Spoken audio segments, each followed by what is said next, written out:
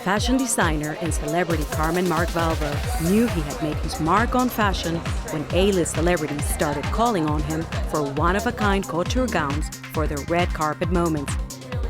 His interest in fashion started when he was a child, but his father had other plans for him. My father wanted me actually to be a plastic surgeon, and so I was a little squeamish. So I use a needle and thread in a different manner to make women look beautiful, and much less invasive than surgery. Most people had comic books.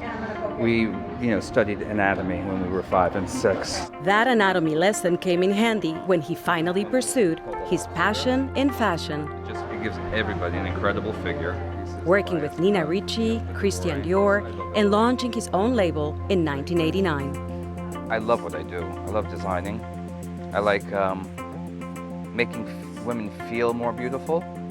Everything I do, it's very tactile. I like texture in clothing. I like texture in the garden. I mean, there's a lot of similarities between fashion and life. So, I mean, there's like movement in fashion. There's movement in the garden, like when the wind blows and you catch the leaves swaying, or the trees, or the sound that it makes, or the rhythm of the garden.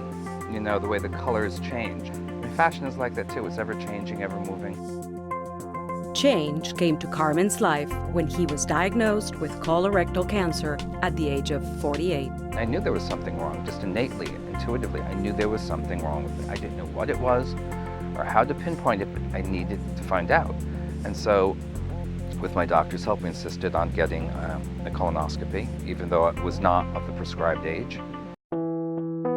In the healing process, I planted a whole new garden. There was nothing here. I think the enoki was there, and it was just grass. And while I was going through my recovery, not knowing what the outcome was going to be, I just turned to the soil to keep me going, keep myself focused on something other than the cancer.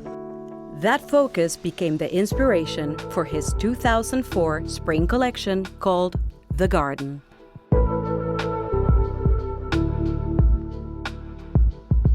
It was so kind of metaphorical of what I was going through, like good and evil, and trying to recover, and the fragility of a garden, and the beauty of life, but all of these evils that you need to succumb or overcome in life to attain that sense of beauty. Isn't it a little bit ironic that coming from a medical family, you almost missed your own cancer? It's taken many years for cancer to come out of the closet, so to speak. I don't think it was something people were comfortable talking about, not even in a medical family. And it's insane, because it was just not discussed. I mean, to discuss any form of cancer was just never fashionable. So Carmen has been doing just that. He's become a crusader for cancer awareness, raising millions of dollars, donating his talents, and serving as an ambassador for the National Colorectal Cancer Research Alliance, an organization co-founded by Katie Couric. His journey has become an inspiration to other cancer survivors. Yeah. Did you get chemo? No, I was so lucky. Most recently, he offered 2 women recovering from colorectal cancer a chance to have a dress designed and be a part of his next fashion show. Laura Torres was thrilled, especially after her doctor told her to literally pack her bags and go fishing. I was diagnosed a year ago with no signs or symptoms. I had gone in for a regular OB/GYN exam, and at that exam learned that I had some blood in my rectum. Later to be learned that it was not only cancer, but stage 4. Hope Herrera discovered her cancer only after dismissing her doctor for many years. Every time the doctor says, Hope, it's time for a colonoscopy, you're 50-something years old. Yeah, next time. And I wouldn't do it. Though Carmen was lucky to catch his cancer early, he's passionate about the opportunity to share his own experience and to transform women's spirits through fashion.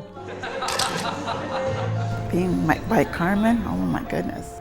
I still can't believe it. Knowing that he has himself gone through so much and is a survivor, what an inspiration to me and to all of us going through this illness. After you go through a situation, that is life-threatening to this extent, where you don't know where in the balance you lie, will you really embrace life, and you really live each day so completely different than you had before, because you live each day as if it could be your last.